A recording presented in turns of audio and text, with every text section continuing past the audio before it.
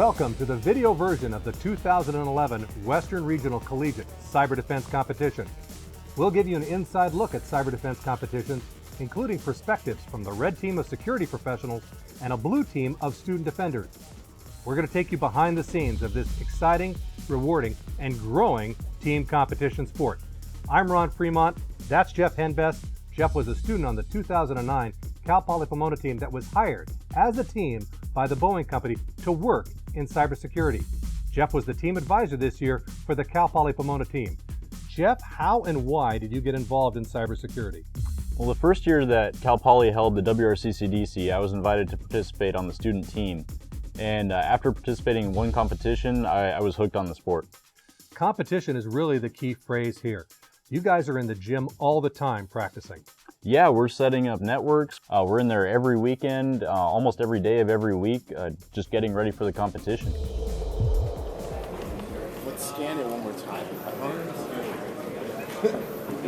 I've done a lot of scans just to see if we can put something on. Not a bad idea. Yeah, seriously. If there's a time to run scans, It's today. Welcome back to the Western Regional Collegiate Cyber Defense Competition.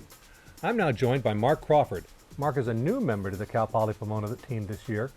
Mark, tell us a little bit about what it was like to be a part of this cyber defense team. It was a great experience being on this team this year. I got to meet so many new people. I got to learn a lot of new skills and gain some new knowledge. There's nothing in the world that can describe it. I understand this sport is growing at the high school level as well. Do you wish you had that opportunity when you were in high school? Oh, I would have loved to have this opportunity in high school, to be able to work in a team and get to know each other and learn like a wonderful new outlook on how people are defending their networks, defending their systems, and keeping everything just working perfectly. It would have been awesome in high school. Thank you, Mark.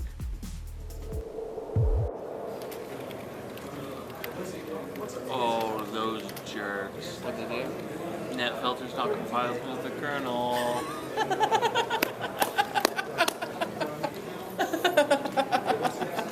Awesome. They think they're cute, but I'm smarter than them. How did we build this kernel? Welcome back to the video version of the Western Regional Collegiate Cyber Defense Competition. I'm Dan Manson, and with me is James Schneider.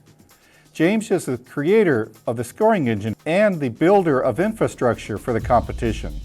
James, what is it like to build infrastructure for this event? It's a big undertaking. We have to build so many machines. We have to make sure everything's working. We have to put the scoring in place and really bring people together. Let's take a look at the scoring engine. We see here that it is measuring services. James, what are these services and how are they scored? Well, you can see you've got DNS. DNS is a critical part of every network infrastructure in any sort of, even a small environments. HTTP services are your basic web services, so every company has their own website that they need to monitor and maintain and control. SMTP and POP3 are both related to mail. Everybody's got an email address. We need to make sure that stays up and running as a form of communication. Here we have a sample of exploits. So these are attacks that the red team conducts. Are these typical attacks that we would see in the real world? This is only a small list. There's actually a much larger list out there that we could generate. The most common ones we see, though, is being able to gain root shell, which is basically having full administrative access to the box. That's something you do not want to have an attacker to have. Here we have a sample of injects. James, are these business tasks that would be performed for a real business, and how does it work? These are definitely things that you would see out in the real world. So creating acceptable use policies. Everybody always forgets about the paperwork element of IT security. You need to know where you're going, what's considered acceptable on your network, and where to go next. Categorization, again, documentation of what systems you have, what you need to maintain. Looking at malicious tool removal, your machines could be infected with spyware, malware, rootkits. You need to get rid of all of that junk. Make sure that you have clean systems to work with. Makes it much easier for troubleshooting. So do these teams start off with compromised systems? Are these teams receiving images that may have malware? It's very possible. You always will walk into a network, something will be infected. It's become so prevalent on the internet and local networks. Whoa, what's coming in there? What is that? See what that is. Figure out what we can block. We're coming at 225, 1084.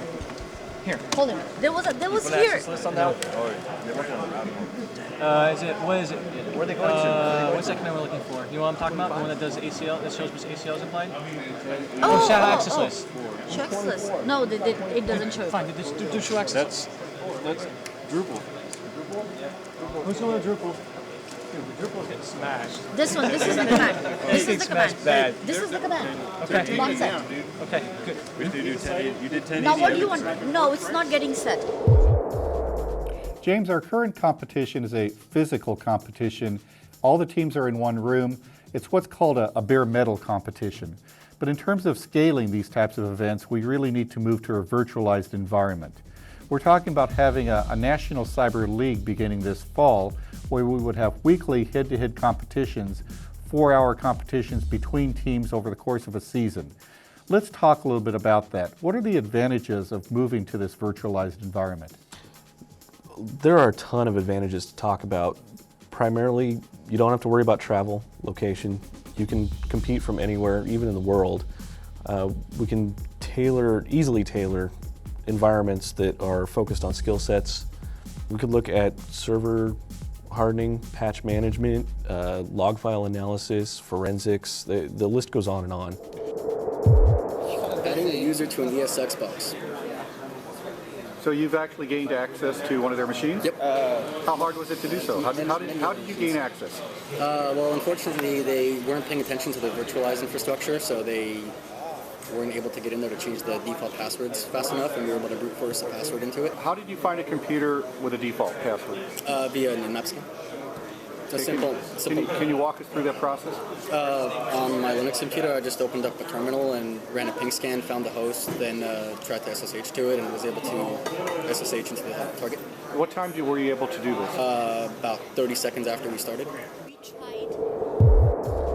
Welcome back to the video version of the Western Regional Collegiate Cyber Defense Competition. With me now is Joe Luna. Joe is president of Logic Security, a security consulting firm, and has been the lead for the RID team for the last 3 years. Joe, how did you get started in this event? Well, it was kind of random. I was just browsing, the web, surfing the web one night, and came across a local security ISSA website, and they were promoting the competition, and I thought it was interesting. Originally, I was looking at being on a blue team until I saw the requirements that you had to be an active student, and I'm no longer a student.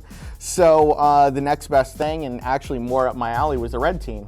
What is the goal of the RID team in the competition? Basically to provide the blue teams with an adversarial challenge. Kind of expose the blue teams to a real world exercise, what they're going to face when they graduate and eventually move on into the industry. We view this as a sport, a team competition sport.